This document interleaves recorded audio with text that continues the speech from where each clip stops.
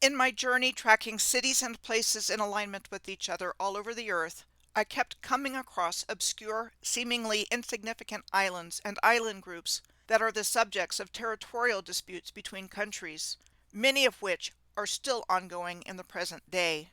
I first published this video in October of 2019, so I've been wondering about this for a very long time. My name is Michelle Gibson. Now that I understand about the existence of giant trees, with the help of Chad Williams of the Deeper Conversations with Chad YouTube channel, and their importance on the Earth's grid system, I have a likely answer to the question posed in the title of this video. What is it exactly about the world's disputed islands? In my latest conversation with Chad, giant trees, the Earth's grid, and the New World Order, among many other things, we talked about how the European colonizers were going after tiny, remote islands to claim for their countries. We discussed a number of these remote islands from the perspective that they were former giant tree locations, as I had come across many of these islands when tracking alignments that were claimed by different European countries as overseas countries, territories, and outermost regions. We also discussed this illustration that Chad found in his research that appears to depict volcanoes connected by a root system exploding simultaneously all over the earth. This could provide an explanation as to why the giant trees don't look like trees anymore and are called all manner of names, including volcano. There apparently is a connection to volcanism with these giant trees that has been completely left out of our awareness, as seen in this photo of the tree trunk looking Hara of Arhab volcano in Yemen. As I said at the beginning of this video, I also kept coming across obscure, seemingly insignificant islands and island groups that are the subjects of territorial disputes between countries, many of which are still ongoing in the present day, in my journey tracking cities and places in alignment with each other across the earth, and in many cases the odd stories associated with these disputed islands. I will start with the Spratly Islands. I found the Spratly Islands in the South China Sea when I was following one of the alignments that emanate off of the North American star tetrahedron at Merida, Mexico. They consist of 14 islands or islets, 6 banks, 113 submerged reefs, 35 underwater banks, and 21 underwater shoals. The northeast part of the Spratlys is known as dangerous ground due to low islands, sunken reefs, and degraded sunken atolls. They are located on the alignment just northwest of Palawan Island. And Palawan in the Philippines is considered by many to be the most beautiful island in the world. There is a star fort located in Taytay on the island of Palawan called the Fortaleza de Santa Isabel. From my extensive research on the physical layout of the Earth grid alignments and the frequent occurrence of star forts situated along the Earth grid system worldwide, I believe that star forts functioned as batteries on the Earth's grid system and were not originally military in nature, as we've been led to believe in our historical narrative. Back to the Spratly Islands. The Spratly Islands dispute is an ongoing territorial dispute between China, Taiwan, Malaysia, the Philippines, Brunei, and Vietnam concerning ownership of the Spratly Islands. What is it about these islands? Well, we are told they are of economic and strategic importance, hold reserves of natural gas and oil, productive fisheries, and is a busy area for commercial shipping traffic. At the time I originally did the research for this video, I speculated that there is a powerful energy component here, whether placement, production, or something else, related to the Earth grid lines, and it's becoming clearer and clearer that the giant trees of the Earth were powerful components of the Earth's grid system. So for another example of this in the South China Sea, just northwest of the Spratly Islands on the same alignment sway through Hainan in China, the Paracel Islands are a similar group of islands, reefs, and banks that are strategically located, productive fishing grounds, and which also hold reserves of natural gas and oil. While they are controlled and operated by China, they are also claimed by Taiwan and Vietnam.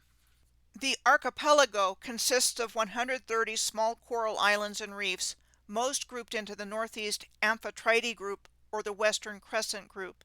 Island names suggestively include Tree Island, Woody Island, Pyramid Rock, and Money Island. In ancient Greek mythology, Amphitrite was a sea goddess, the wife of Poseidon and the queen of the sea. The Paracel Islands are also the location of the Dragon Hole, or Sasha-Yongle Blue Hole, the world's deepest known blue hole at 987 feet or 301 meters deep. Former giant tree location, perhaps? Dragon Hole is called the Eye of the South China Sea and is where the Monkey King found his golden cudgel in the 16th century Chinese classic of literature, Journey to the West, with authorship attributed to Wu Chang'en. The Battle of the Paracel Islands was a military engagement between the naval forces of South Vietnam and China in 1974, and was an attempt by the South Vietnamese Navy to expel the Chinese Navy from the vicinity. As a result of the battle, China established de facto control over the Paracel Islands. The next place that I'm going to take a look at are the Falkland Islands, an archipelago in the South Atlantic Ocean on the Patagonian shelf. They are 300 miles or 483 kilometers east of South America's southern Patagonian coast, and 752 miles or 1,210 kilometers from the northern tip of the Antarctic Peninsula, at a latitude of 52 degrees south. It is a British overseas territory and consists of two large islands, East Falkland and West Falkland, and 776 smaller islands. The population of less than 4,000 people are British citizens. Britain reasserted its rule over the Falklands in 1833, with a colonial presence also including French, Spanish, and Argentine settlements. Argentina maintains its claim to the islands. On April 2nd of 1982, Argentine forces occupied the Falkland Islands. On April 3rd of 1982, Argentine forces seized control of the east coast of South Georgia Island in the Battle of Grytviken, part of the South Sandwich Islands, and another British overseas territory near the Falkland Islands that is claimed by Argentina. On April 5th of 1982, the Falklands War between Argentina and Great Britain started. While not officially declared a war, it was declared a war zone. The conflict lasted 74 days and ended with Argentina's surrender on June 14th of 1982, returning the islands to British control. The South Shetland Islands, shown here in this map, are in the neighborhood of all of these little island groups off the southernmost tip of South America, and are a group of Antarctic islands with a total area of 1,424 square miles, or 3,687 square kilometers. By the Antarctic Treaty of December 1st of 1959, the island's sovereignty is neither recognized nor disputed by the treaty's 12 signatories: Argentina, Australia, Belgium, Chile, France, Japan, New Zealand, Norway, South Africa, the Soviet Union, the United Kingdom, and the United States, and they are free for use by any signatory for non-military purposes. However, the islands have been claimed by Great Britain since 1908 and as part of the British Antarctic Territory since 1962. They have also been claimed by Chile and Argentina since the 1940s. The Chileans have the largest number of research stations on the islands, as well as having the Eduardo Frei Air Base on King George Island, where the largest number of international research stations are located.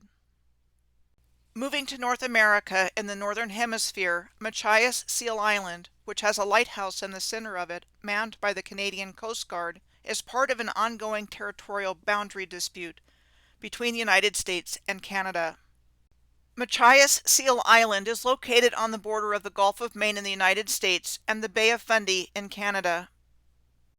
Other boundary disputes, not limited to islands, between the United States and Canada include a fishing zone dispute at the mouth of the Juan de Fuca Strait between Washington State and British Columbia, and within which the international boundary between the two countries lies in the middle of the strait.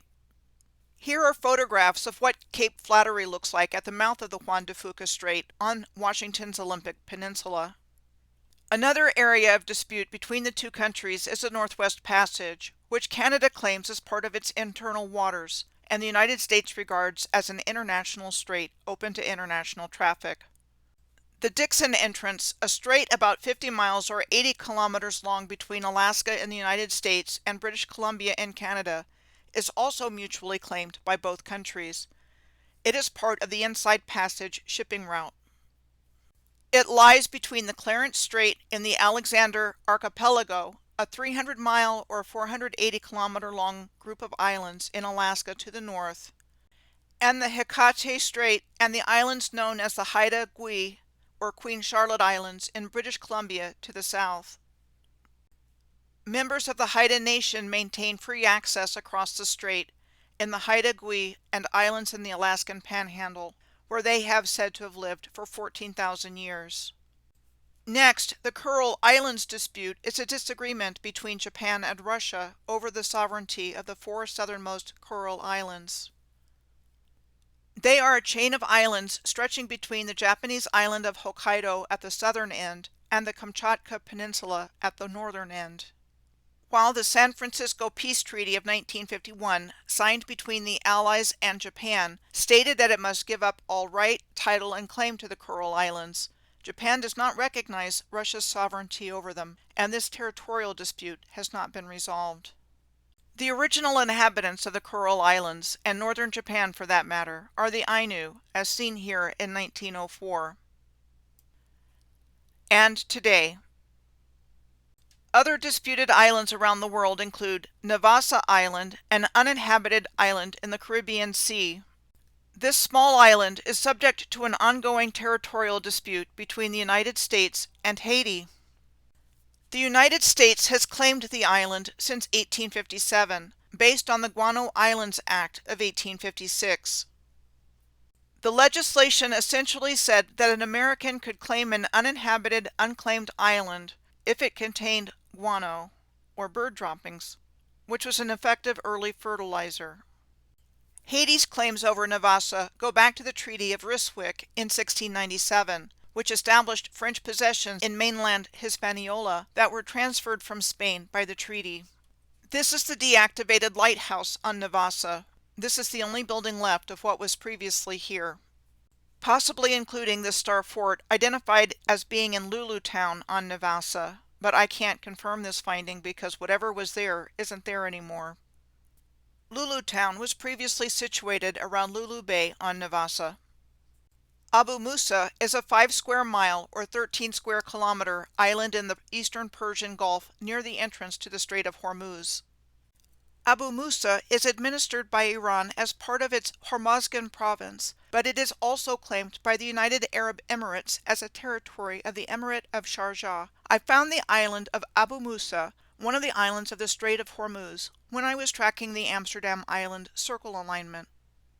On to Cyprus, an island country in the eastern Mediterranean, located south of Turkey and west of Syria and Lebanon, northwest of Israel and Palestine, north of Egypt, and southeast of Greece. Based on the Cyprus Convention in 1878, Cyprus was placed under the United Kingdom's administration and formally annexed by the United Kingdom in 1914, which would have been around the time of the start of World War I. While Turkish Cypriots made up 18% of the population, the partition of Cyprus and creation of a Turkish state in the north became a policy of Turkish Cypriot leaders and Turkey in the 1950s. Turkish leaders for a period advocated the annexation of Cyprus to Turkey, as Cyprus was considered an extension of Anatolia by them, while since the 19th century, the majority population of Greeks on Cyprus and its Orthodox Church had been pursuing union with Greece, which became a Greek national policy in the 1950s. After nationalist violence in the 1950s, Cyprus was granted independence in 1960 via the London and Zurich Agreements of 1959. At any rate, conflict in one form or another between Greeks and Turks has existed on the island for a while, with the island partitioned between the two. Regardless, Cyprus is a major tourist destination in the Mediterranean today. It's important to note that the island of Cyprus shares the name of a tree, pronounced phonetically the same, though spelled differently. So while we are told, no, they are not the same, there are in fact cypress trees on Cyprus, and they are native to Cyprus. The Frank cypress in Nisu is said to be 500 years old, in existence since the time of Frankish rule there, and is one of the tallest cypress trees on the island today, at 28 meters or 92 feet tall, and 4.5 meters or 15 feet wide. Also important to note that cypress wood was used in the building of Solomon's Temple. There seems to be a lot more to find here about ancient giant trees in general on Cyprus, but let's just say they are revered here.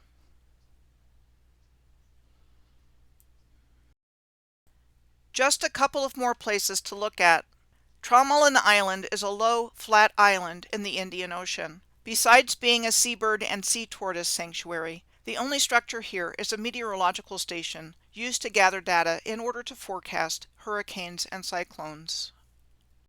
It is located 310 miles or 500 kilometers north of Reunion Island and 280 miles or 450 kilometers east of Madagascar. It is administered as part of the French Southern and Antarctic lands as a French overseas territory. However, the island nation of Mauritius claims sovereignty over the island. I found both Mauritius and Tromelin Island on EarthGrid alignments. The last place I want to include in this video is Clipperton Island, an uninhabited 2 square mile or 6 kilometer squared island in the eastern Pacific Ocean off the coast of Central America. While it is not disputed now, it has been in the past. It is an overseas minor territory of France and administered under the direct authority of the Minister of Overseas France. It has not been inhabited since 1945, though it is occasionally visited by fishermen, French Navy patrols, scientific researchers, film crews, and ham radio operators. It is low-lying and largely barren. The surrounding reef is exposed at low tide. 2 Frenchmen first claimed the island for France in 1711 and named it Ile de la Passion. In 1858, during France's Second Empire, Emperor Napoleon III annexed Clipperton Island as part of the French colony of Tahiti, even though it is a considerable distance of 3,400 miles or 5,400 kilometers from Tahiti. It was named Clipperton for English pirate and privateer John Clipperton, who fought for the Spanish in the early 18th century, who may have used it as a base for his raids on shipping. Other claimants included the United States, whose American Guano Company claimed it, like Navassa Island, under the Guano Islands Act of 1856, and Mexico, due to its activities there as early as 1848 and 1849. It also has a lurid and bizarre history of its own, from its days as part of Mexico. In 1909, France and Mexico agreed to submit the dispute over sovereignty to binding international arbitration, and 22 years later, in 1931, the King of Italy, Victor Emmanuel III, issued the final decision, declaring Clipperton Island to be a French possession. However, after all of this territorial interest, Clipperton Island has been more or less abandoned since the end of World War II. So, as expressed in the title of this video, there is something about the world's disputed islands that make them desirable possessions worth fighting over. As you can see from the locations mentioned in this video, these are mostly obscure, seemingly insignificant islands and island groups that are the subjects of territorial disputes between countries, many of which are still ongoing in the present day. There are many other examples of territorial disputes, but these are enough to give you the idea with regards to disputed islands. I definitely think it's significant that these little islands and island groups figure prominently on the Earth's grid lines, and that there is much more to the story that we are not being told, especially with regards to the once existence of giant trees on Earth that were integral to the Earth's grid system. All of these islands are viewed as highly coveted prizes, and as a critical part to nation-building plans. The reason has been deliberately hidden from our view as to what is it exactly about the world's disputed islands.